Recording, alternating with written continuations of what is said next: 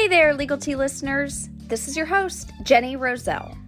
Welcome back for another episode of Legal Tea. Today's topic is a current trend, something going on in the current time that is pertinent to my little estate and elder law world. This week's episode is going to be on long-term care, and specifically how some experts and sources are saying that inflation is driving long-term care costs even higher. And I mean, they were already highs to begin with. So now that experts are saying inflation is increasing these costs, it really may be something you should be aware of, maybe for your own loved ones, and or to seek an elder law attorney's advice, especially if you're getting to or at an age where long-term care becomes a more and more possible thing.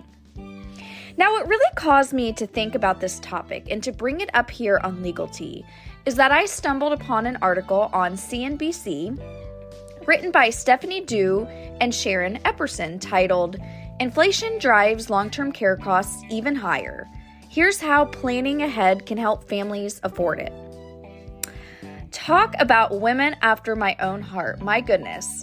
Planning for long-term care in advance is much of what I do as an estate and elder law attorney. So kudos to Stephanie and Sharon for bringing such an important topic and issue up. So many people put off this conversation and planning ahead in general. So hopefully many saw this article and will proactively plan as a response. The article kicks things off with a story, a real-life story about a gentleman named Martin. Now, Martin was in his late 80s. He lived alone and was, quote, reluctant to accept any assistance from his children, end quote. You know anyone like that? Because I sure do. Fast forward some time, Martin's children stopped by Martin's house and found him unconscious in his living room after a fall.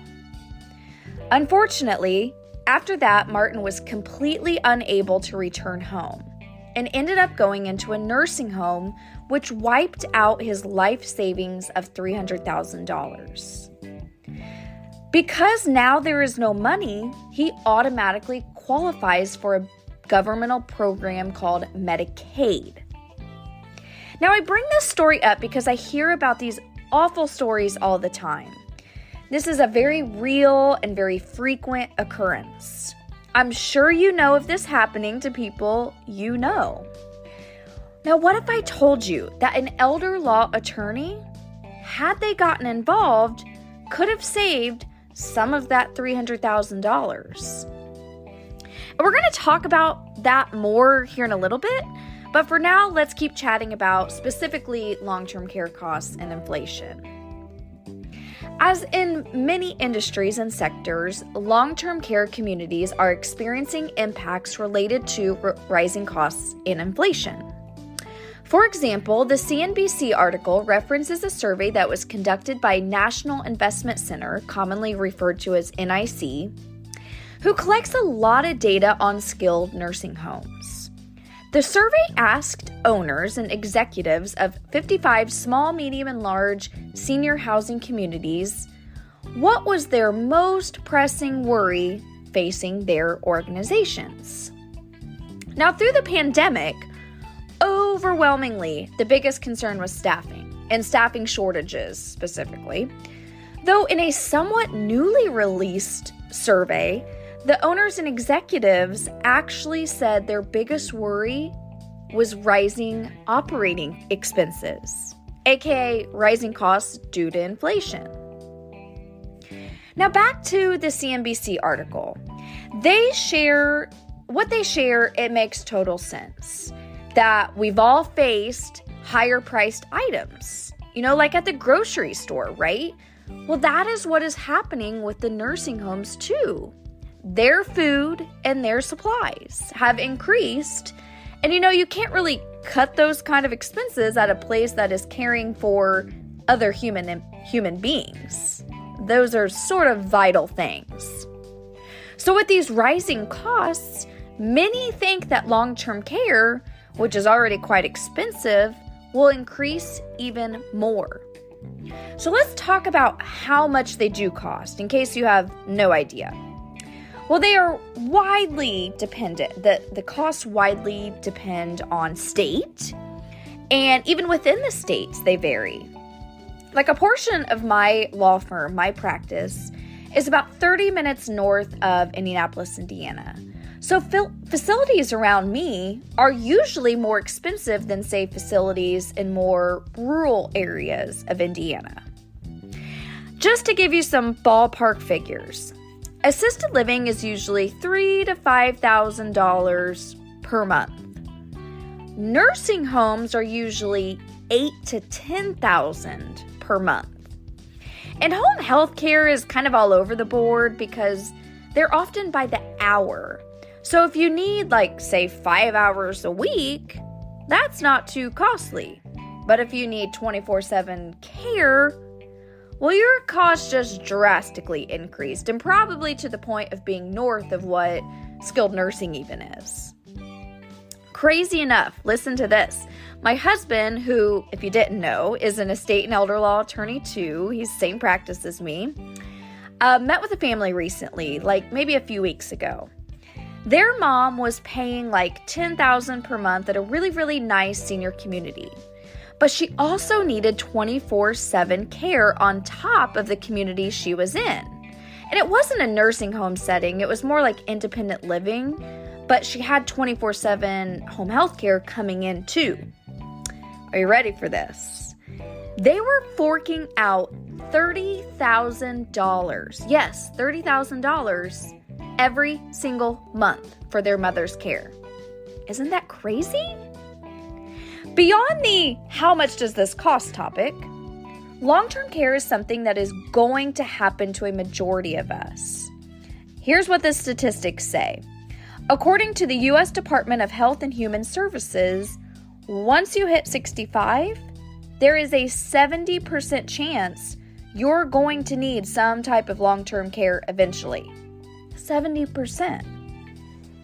Furthermore, even though a majority of us will end up there, not even close to a majority of us invest in long-term care insurance. It's expensive, it's difficult sometimes to get medically qualified for it. And actually, according to a survey conducted by Arctos Foundation and HCG Secure, 1 in 10 middle-income adults do not have long-term care insurance. So what does that mean? Well, what it means is that if you end up in a long-term care community, your payment methods, the way you're going to pay for them, the options have decreased. You're either going to pay privately, so pay those costs I just talked about, or you do advanced planning to be able to qualify for Medicaid. And let me be loud and clear about something. Medicare does not cover costs associated with long-term care.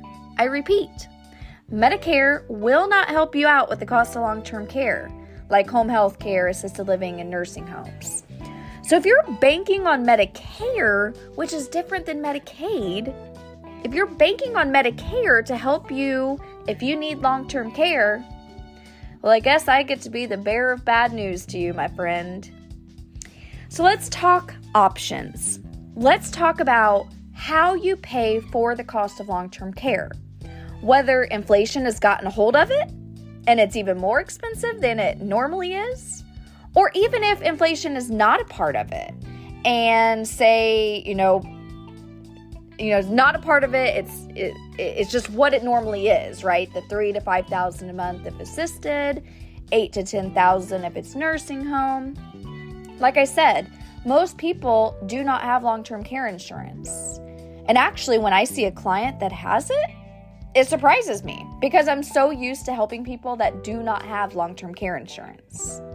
So when you don't have long-term care insurance, you have two options. You privately pay your way or Medicaid. So let's talk about both. Privately pay, what does that mean? Well, what that means is that every month you pull out your checkbook and write the long-term care facility a check, whatever that amount is. Could you eventually run out of money? Sure, you sure could. That means if you have no money left, you'll automatically qualify for Medicaid to start footing the bill. That's what happened to our friend Martin in the article, right? And don't get too excited and think you'll be able to just, throw all your assets at your kids or something. That's not going to work. Medicaid has a look-back period in which they will see that you've thrown your assets at your kids, and it's not magical that you have no money now. They will know, and you will not qualify. So when I say you have no money left, it's because you have spent all of your assets on yourself or your care. Now on to Medicaid. So what I tell everyone about Medicaid is most of what you heard about it is probably a half-truth.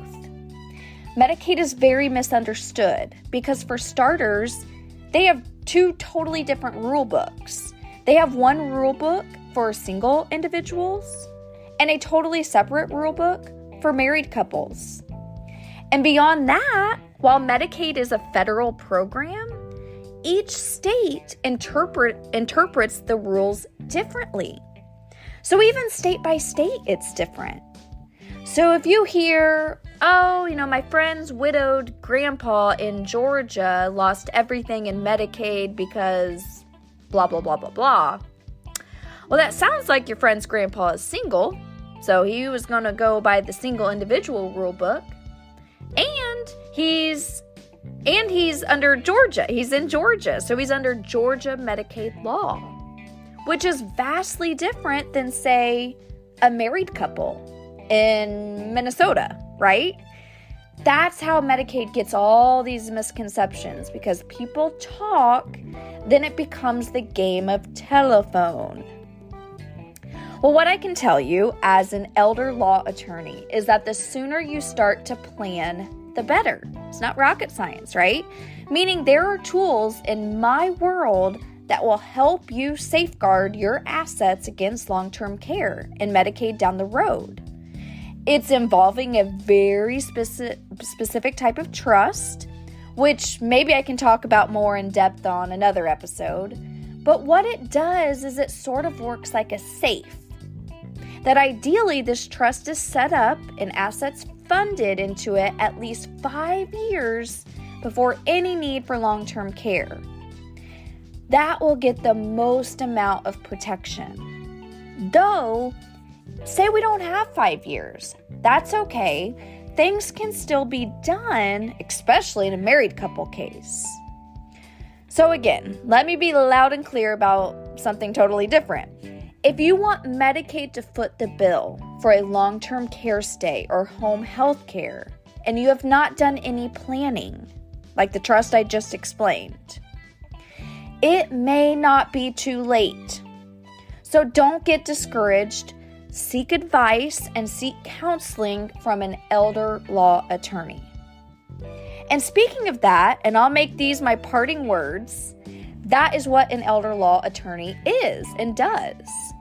Not every estate planning attorney dabbles in elder law. So if this topic is something you're interested in, I'd highly recommend finding an attorney that is skilled in both the estate and elder law fields. And actually, my office has attorneys that only practice in estate planning, meaning that they do not do elder law. And anytime they have a case or a client that needs elder law expertise, they send them our way. Medicaid is a beast, and I appreciate any attorney that will throw their hands up and say, hey, that's not my skill set, rather than try to dabble in it. I would fear that they may not really know what they're doing, and what if they mess something up? Now you're playing with money at that point, my friends. Let's not let money go to waste like that. Alrighty, next week's topic is on estate planning of the rich and the famous. And on that episode, it's going to be quite the timely one. We're going to talk about Queen Elizabeth, and with her very recent passing, what's said is going to happen to her fortune. and it is a fortune, right? So tune in next Tuesday, Legal Tea listeners, to hear all about it. Talk to you then, and stay well.